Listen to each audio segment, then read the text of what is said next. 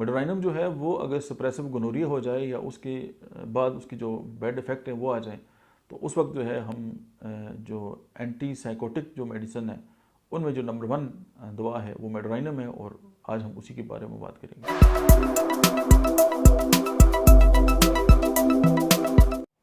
बिस्मिल्लाहिर्रहमानिर्रहीम, अस्सलाम वालेकुम। मेरा नाम डॉक्टर अहमद एजाज़ है और मैं सिविल होमियो क्लिनिक से हैदराबाद से बात कर रहा हूँ। आज हम होम्योपैथिक थेरापीटिक्स के सिलसिले में जिस दवा के बारे में बात करेंगे वो है मेडोराइनम। मेडोराइनम जो है वो अगर सप्रेसिव गोनोरिया हो जाए या उसके बाद उसकी जो बैड इफ़ेक्ट हैं वो आ जाएं, तो उस वक्त जो है हम जो एंटी साइकोटिक जो मेडिसिन है उनमें जो नंबर 1 दवा है वो मेडोराइनम है, और आज हम उसी के बारे में बात करेंगे। जैसे कि हम सारे लोग जानते हैं कि जब भी साइकोसिस के पेशेंट आते हैं और उसको हम जब डिफ्रेंशिएट करते हैं तो उसमें यही होता है कि इसकी जो इलामात हैं वो सुबह से लेकर शाम तक ज़्यादा होती है, और अगर रात को जो है वो इलामात ज़्यादा हो रही हैं तो वो सिफिलिस है, और अगर दोनों हिसाब से यानी दिन और रात दोनों में इलामात ज़्यादा हो रही हैं तो वो सोरा है।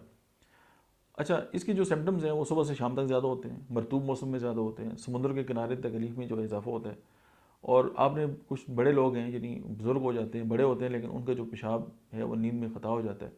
अगर बच्चों में दमा हो गया, मेडोराइनम इंडिकेटेड है। ज़ाहिर है अगर पेरेंट्स में सप्रेसिव गोनोरिया है तो वो बच्चों में भी आगे जाके कोई ना कोई जो साइकोटिक की डेफिनेशन के अंडर जो बीमारियाँ आती हैं वो आ सकती हैं। अच्छा, उसके अलावा जो है वो इनफर्टिलिटी है, उसके अलावा स्टेरिलिटी है, यानी बंदा इसका बिल्कुल अपनी बीवी के काबिल नहीं रहता और बे औलाद भी हो सकता है।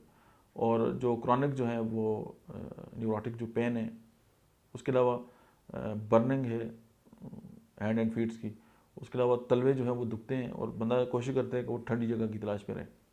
फिर ये कि अर्थराइटिस में इसका बहुत बड़ा रोल है, एस्थमा में इसका बहुत बड़ा रोल है, बेड वेटिंग में इसका रोल है, gonorrhoea, suppressive gonorrhoea, infertility, insomnia, manic depression जो है, और कॉन्डाइलोमाटा, यानी कि कुछ लोग ऐसे होते हैं उनकी पूरी बॉडी पे जो है वो वार्ड्स होते हैं, और सिस्टाइटिस में इसका बहुत बड़ा रोल है। और अगर सेक्चुअल एक्सिस है और उसके साथ एसटीडीज़ आ गई हैं जो सेक्चुअल ट्रांसमिटेड डिजीज़ हैं, उसमें जो है वो मेडोराइनम का बहुत बड़ा रोल है।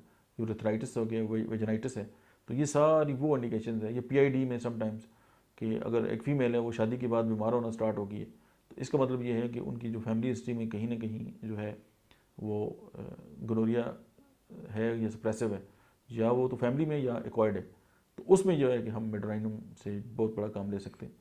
कोई भी दवाई होम्योपैथिक डॉक्टर के मशवरे के बगैर इस्तेमाल ना करें, और मेडोराइनम के हवाले से इतना ही। मुझे उम्मीद है कि ये आपके काम आएगी। Thank you.